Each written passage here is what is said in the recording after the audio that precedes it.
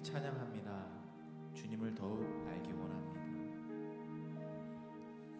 주님을 더욱 알기 원하네. 나 주님을 더욱 알기 원하네.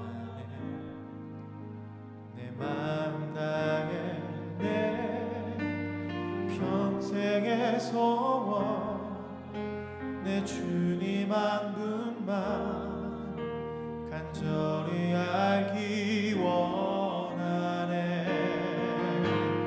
내 평생의 소원 내 마음 다하여 주님을 알기 원하네. 주님을 더욱 알기 원하네. 주님을 더욱 알기 원하네. 내 마음 다해 내 평생의 소원 내 주님 한 분만 간절히 알기 원하네. 내 평생의 소원 다하여 주님을 알기 원하네. 주님의 사랑으로 나를 채워주소서. 주의 사랑으로 채우사 주님 알게 하소서. 나의 삶의 소망은 오직 하나 주님 알기 원하네. 주님의 사랑으로 나를 채워주소서. 주님의 사랑으로 나를 채워주소서. 주의 사랑으로 채우사 주님 알게 하소서. 나의 삶의 소망은 오직 하나 주님 알기 원하네. 주님을 더욱 알기 원하네. 주님을 더욱 알기 원하네. 내 마음 다해 내 평생의 소원 내 주님 한 분만 간절히 알기 원하네. 내 평생의 소원 내 마음 다하여 주님을 알기 원하네.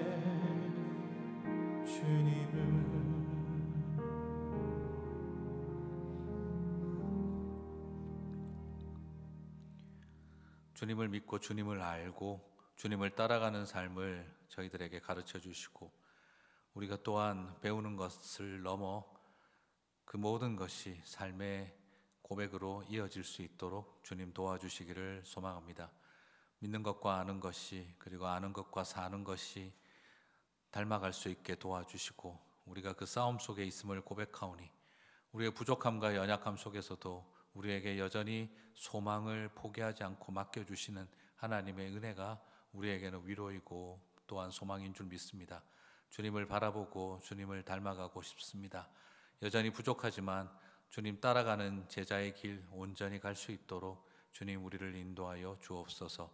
감사합니다. 새벽을 깨우는 성도들의 그 간절함을 기억하여 주시기를 원하며 예수님 이름으로 기도드립니다. 아멘.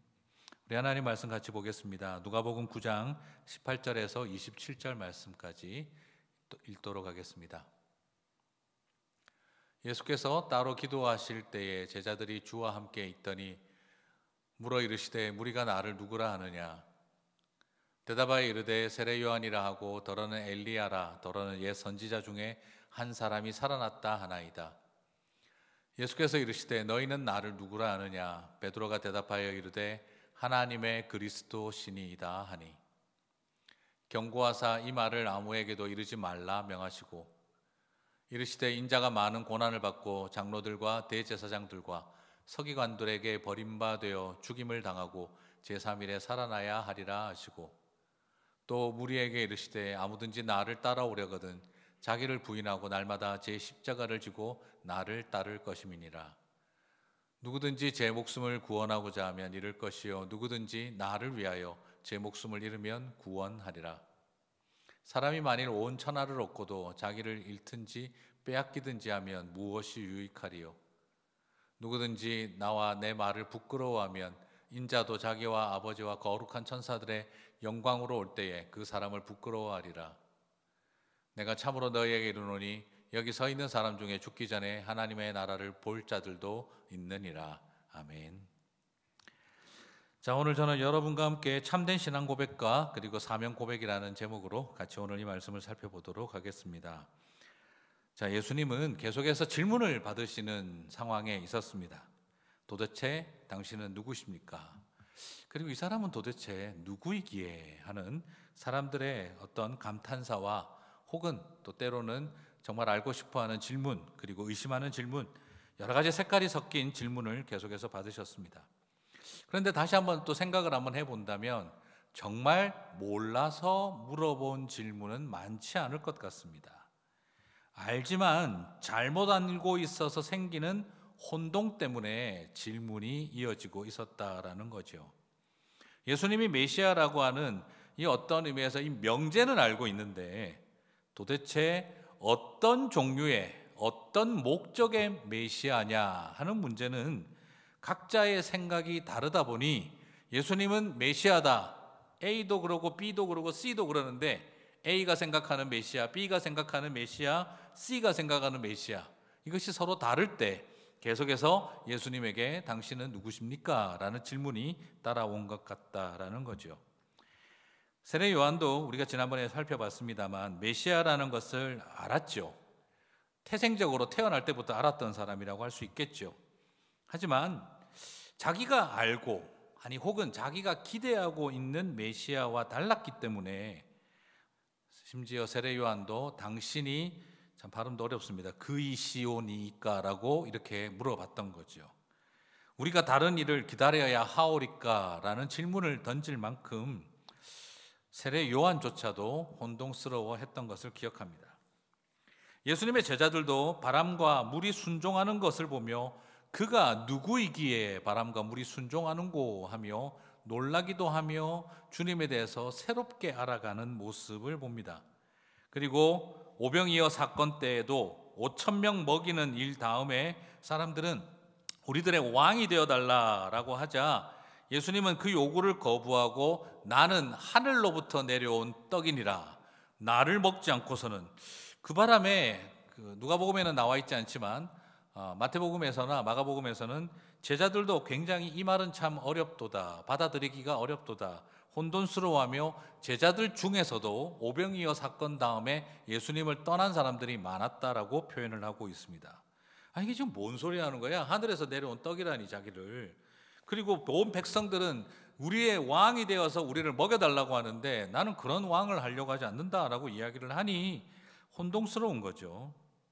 이처럼 예수님이 메시아라는 것을 나름대로 알고 예수님의 앞길도 평탄케 했고 예수님을 따라가는 제자가 되고자 했는데 그러나 각자가 생각하고 있는 메시아에 대한 생각의 차이가 예수님을 떠나게 만들었고 예수님에게 질문하게 만들었고 결국 그런 사람들은 중에 일부는 예수님을 파는 일에 못 박는 일에 동조하게 되기도 했던 거죠. 자, 예수님의 제자들도 여전히 메시아라고 나름 알고는 있는데 그러나 이들의 이 지식도 매우 제한적이라는 것은 오늘 베드로의 모습을 통해서도 바로 발견할 수 있습니다. 저는 이번에 새 일회를 시작하면서 주님은 우리에게도 질문하실 것 같아요. 메시아인지 아닌지, 주는 그리스도신지 아닌지 그걸 아느냐 모르냐가 지금 중요한 것이 아니라 한편으로는 너희는 나를 어떤 예수로 알고 있느냐, 어떤 길을 가는 메시아로 너희는 기대하고 있느냐라는 질문을 우리들에게 던지시며 대답을 원하고 계실 것 같다 싶습니다. 예수님을 어떻게 알고 있느냐에 따라서 그 성도의 삶, 그리고 예수님을 어떻게 고백하고 있느냐에 따라서 그 교회의 방향 차이는 분명히 생길 거라고 생각합니다. 그죠? 예수님을 우리에게 복 주고 성공하게 하는 분으로 본다면, 그죠? 예수님은 우리에게 복주머니죠. 복주머니로서 우리에게 늘 복을 꺼내 주시는 분이 되어야죠. 그러면 번영의 복음을 추구할 수밖에 없겠죠. 예수님을 십자군 사령관으로 본다면 정복하는 군주와 같은 크리스텐덤령의 복음을 실현하려고 굉장히 도전적인 교회, 신앙의 방향으로 가겠죠. 예수님을 가난한 이들의 친구로 보고 그 아픔과 고통을 치유하는 분으로 본다면 고난의 종으로서 주님을 붙들게 되겠죠. 자, 경우에 따라서는 메시아를 기다리는 신앙 때문에, 그런데 내가 어떤 메시아를 기다리느냐에 따라서 이 예수님은 좀 빠져주셨으면 좋겠고 다른 메시아를 기다리고 싶은 마음이 생길 수도 있겠구나 하는 생각이 듭니다. 그래서 메시아를 믿습니까? 아닙니까? 라는 고백만큼이나 어떤 메시아를 믿으십니까? 라는 질문에 대한 고백이 더 중요할런지도 모르겠다 싶습니다. 예수님은 제자들에게도 지금 그런 상황을 도전하고 있다는 것이죠. 자, 20절을 보실까요? 예수께서 이르시되 너희는 나를 누구라 하느냐? 베드로가 대답하여 이르되 하나님의 그리스도시니이다 하니. 20절 앞에 19절에 보면 사람들은 나를 누구라고 하느냐라는 질문을 던지셨고, 그리고 난 다음 너희는 나를 누구라 하느냐라고 물으셨죠. 사실 이에 대한 베드로의 대답, 하나님의 그리스도시니이다, 완벽하죠. 틀린 거 하나도 없이 정말 정답을 고백했죠. 그런데 여러분, 오늘 이것으로 끝나면 우리 모두가 다 쉽습니다. 그죠? 교회 그래도 오랜 세월 다니신 분들 중에 주는 그리스도시요 살아계신 하나님의 아들이시니이다, 이거 정도 모를 사람들은 없죠. 외워도 요절 중에 제일 먼저 외우는 요절 중에 하나이기도 할 테니까요. 자, 그런데 뭐가 문제일까요? 다 똑같이 이 고백을 하는데 뭐가 문제일까요? 이 고백을 해서 안 해서 문제가 아닙니다. 왜 교회와 그리스도인들이 각자 다른 메시아를 추구하고 있느냐? 이 고백을 했기 때문에, 이 고백을 못했기 때문에가 아니라 이 고백을 했다 하더라도 어떤 메시아로 고백하고 있느냐에 따라 가는 길이 다르다라는 거죠. 누가복음 9장 22절을 봅니다. 이르시되 인자가 많은 고난을 받고 장로들과 대제사장들과 서기관들에게 버림받아 죽임을 당하고 제3일에 살아나야 하리라 하시고. 자, 어떤 메시아입니까? 어떤 메시아죠? 인자가 많은 영광을 얻어 장로들과 제사장들과 서기관들에게 칭송을 받으며 죽음을 이기고 승리하여 온 세상의 심판자로 서서 대적하는 자들을 죽이시리라 라고 하는 메시아가 아니었습니다. 많은 고난을 받고 장로들과 제사장들과 서기관들에게 버림받아 죽이는 게 아니라 죽임을 당하고 그리고 3일 만에 살아나야 하리라 라고 이야기를 하고 있습니다. 장로들과 대제사장들과 서기관들과 같은 이스라엘의 종교 지도자들의 전폭적인 지지를 받는 분이 아니라 바리새파 출신이든 사두개파 출신이든 모든 종파 지도자들에게 배척을 당하고 공공의 적이 될 것이다 라고 이야기를 하고 있죠. 일반적으로 사람들이 기다리고 있는 메시아는 이런 모습이 아니었습니다.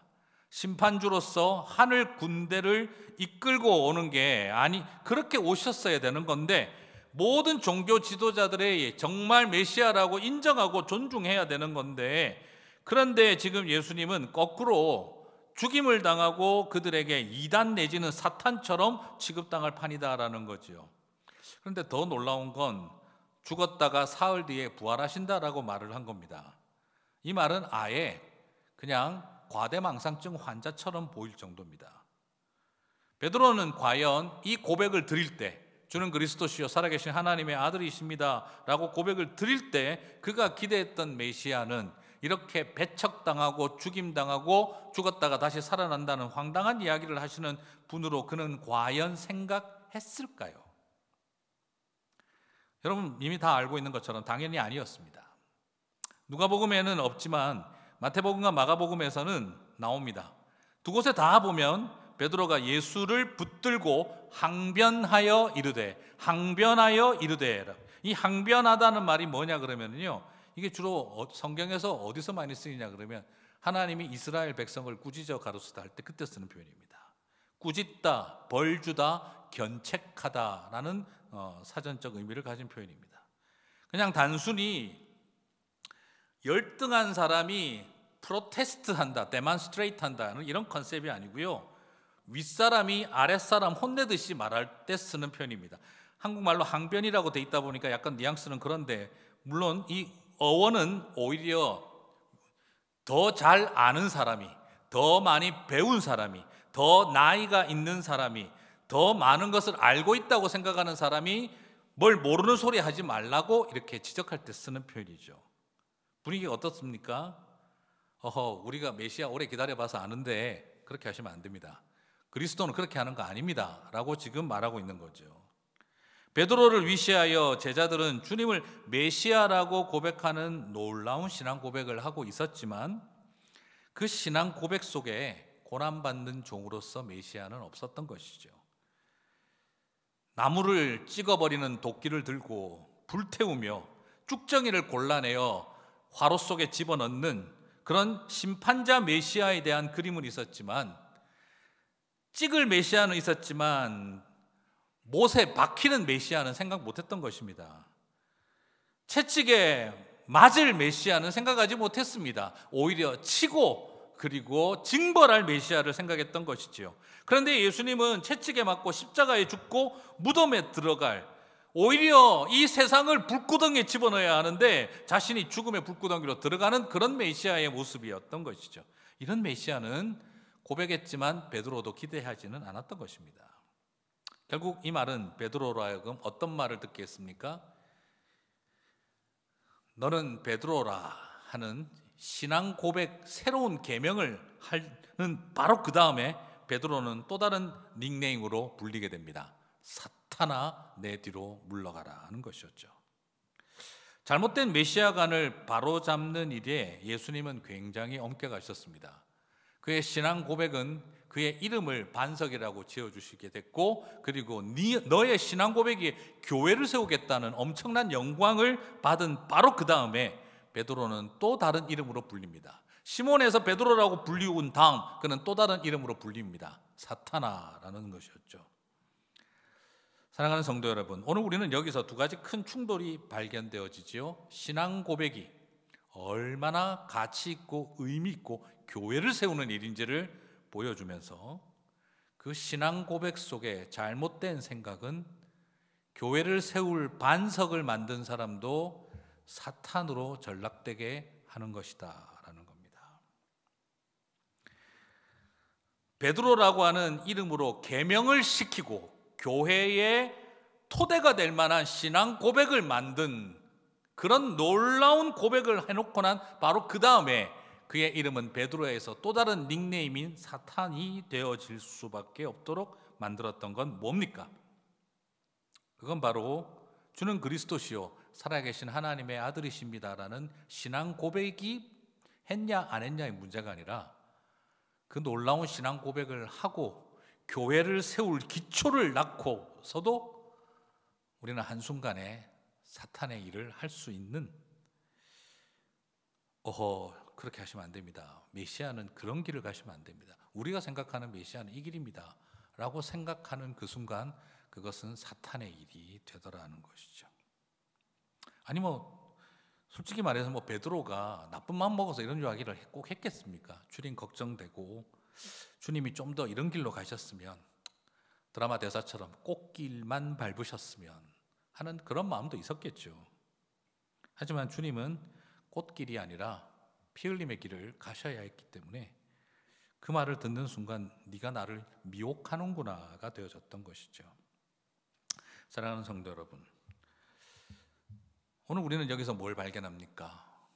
교회를 세울 만한 반석 같은 신앙 고백을 하고서도 우리는 곧바로 한순간에 사탄과 같은 말을 할 수 있다는 것, 그것이 우리가 생각하는 꽃길만 주님이 가시기를 바랄 때 수많은 종교 지도자들의 박수와 그들의 칭송을 받고, 그리고 온 세상 한가운데에서 정말 심판주로 하늘 군대를 끌고 내려와서 이 세상을 징벌하고, 그리고 정말 세상에 하나님을 대적하는 자들을 불에 던지며 죽이는 그 길을 가는 심판자의 모습을 기대했던 거죠. 그런데 웬걸입니까? 세상을 심판하고 불구덩이에 넣으시는 것이 아니라 자신이 죽는다 그러시고, 그리고 온 종교 지도자들과는 적대 관계로 돌아서서 그들에게 죽임을 당하는 이단과 같은, 사탄과 같은 존재가 될 것이라고 하시고, 근데 또 하필이면 또 죽었다가 살아난다 소리까지 하시니 어떻게 이 상황을 받아들일까 싶을 정도였었죠.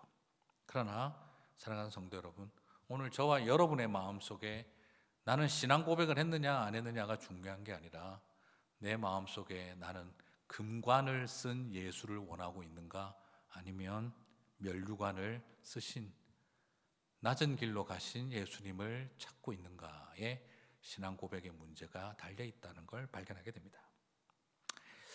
예수님의 질문의 의도가 바른 신앙 고백을 하라고만 하는 것이 목적이 아니었습니다. 그렇다고 한다면 오늘 이야기는 베드로의 신앙 고백을 축복하며 끝이 났어야 합니다. 그는 베드로라는 이름만 얻는 것으로 끝났어야 합니다. 사탄 하는 소리는 들을 필요가 없습니다.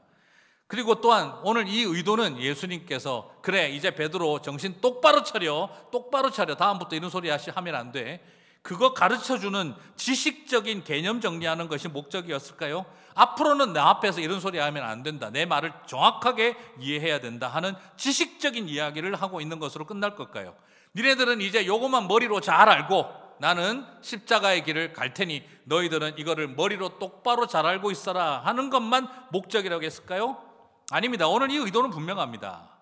너는 나를 누구라 아느냐는 질문은 결국 뭐냐면 너는 나를 따르겠느냐라는 질문과 동일한 것입니다. 오늘날 우리는 이 엄청난 상황을 무시한 채 신앙 고백을 바로 고백하는 교리적 고백만 오늘 여기서 배우면 되는 줄 알고 있습니다. 그리고 조금 한 걸음 더 나아가서도 우리는 예수님을 어떤 식으로 알고 있느냐에 대한 생각을 다시 패러다임을 재정리해야 된다라는 것으로, 예수님은 고난받는 종이었구나, 우리가 잘못 알았던 면이 있었네, 나도 까딱했으면 사탄아 소리 들을 뻔했네 하는 것을 아는 것으로 끝나지 않습니다. 20절까지 신앙 고백하는 자리까지 나아갑니다. 그리고 22절 이르시되 인자가 많은 고난을 받고 장로들과 대제사장들과 서기관들에게 버림받아 죽임을 당하고 제3일에 살아나야 하리라 하시고, 그것까지도 받아들이고 이해를 새롭게 하는 사람들도 많이 있습니다. 하지만 우리는 여기서 끝내고 싶습니다. 근데 23절은 우리들에게 이 모든 대화의 궁극적 목적을 보여주고 있습니다. 또 무리에게 이르시되 아무든지 나를 따라오려거든 자기를 부인하고 날마다 제 십자가를 지고 나를 따를 것임이니라. 그래요. 우리는 지금 예수님이 누구냐? 예수님이 저렇게 죽임 당하시면 안 되는데 하는 생각까지 한 것으로 끝나는 것이 아니라 주님은 우리들에게 그 다음을 기대하고 있는 겁니다. 너희가 날마다 십자가를 지고 저주의 죽음을 그 길을 걸어가라는 것이죠. 여러분, 주님이 누구냐 하는 것도 중요하고 예수님이 죽임당하여 부활하신다는 걸 아는 것으로도 충분하지 않습니다. 주님이 저와 여러분에게 너희는 나를 누구라 하느냐는 이 질문의 궁극적인 답은 너희도 나의 길을 따라오겠느냐 하는 것입니다. 머리로 예수님이 누군지 아는 것을 고백하는 것을 넘어 내 삶으로 십자가를 살아내는 것을 주님은 원하고 계신 거죠. 우리를 신자되게 하는 고백은요, 손해보고 희생할 것 없는 지식이 아닙니다. 우리를 구원받게 하는 교리는 나는 하나도 희생하고 손해볼 것 없이 예수님이 희생하고 손해보는 이야기라는 것을 아는 것이라고 생각하면 안 됩니다. 그것은 곧바로 날마다 십자가를 지는 제자의 길을 향한 고백으로 저와 여러분을 이끌어가고 있기 때문입니다.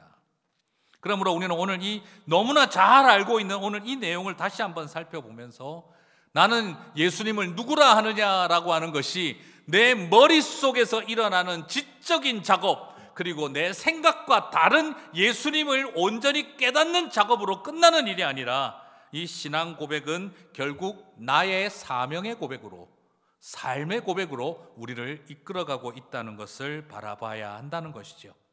사랑하는 성도 여러분, 세일의 새벽 기도회를 하면서 우리는 예수님의 가신 그 여정을 살펴보면서 나는 어떤 제자의 길을 가고 있는가를 바라보게 되어지는데요, 오늘 저와 여러분에게 너희는 나를 누구라 하느냐라는 그 질문에 대해 교리적인 문답 시간으로 끝나는 것으로 여기지 않고 삶의 대답으로 주님 앞에 나아가는 우리의 제자의 길이 되었으면 좋겠습니다.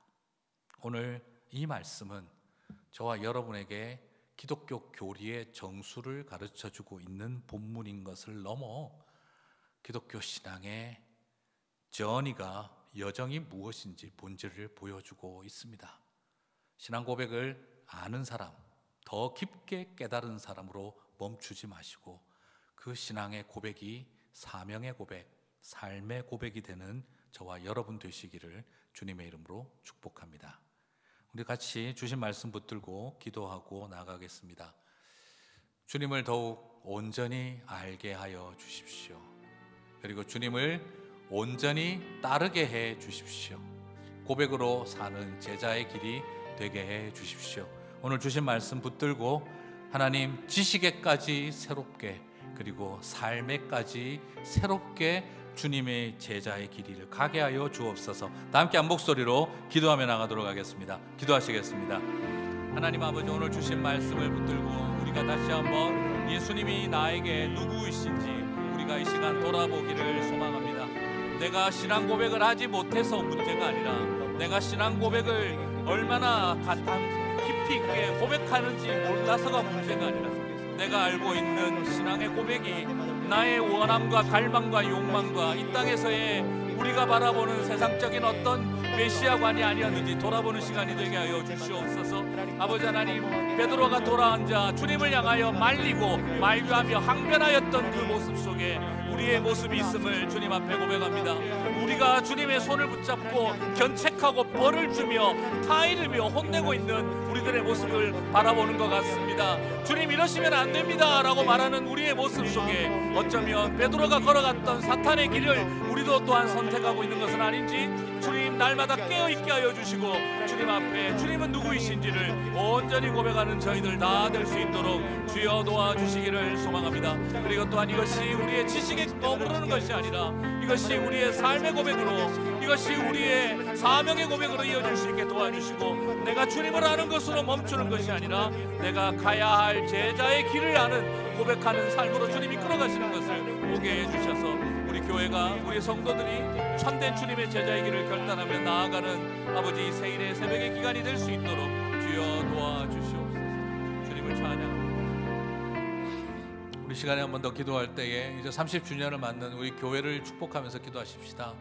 참된 신앙 고백과 청지기의 길을 가는 교회가 되고 선교적 제자도를 각자의 삶에서 구현하며 공동체로 이루어 선교적 교회의 길을 가는 온전한 제자 공동체가 되게 하여 주옵소서. 우리 30주년이 된 우리 교회를 축복할 때 다시 한번 이 마음으로 주님의 몸된 교회가 하나님의 본질에 부합한 믿음의 길을 걸어갈 수 있게 도와주십시오. 주님의 교회를 한번 우리 축복하면서 기도하며 나가도록 하겠습니다. 기도하겠습니다.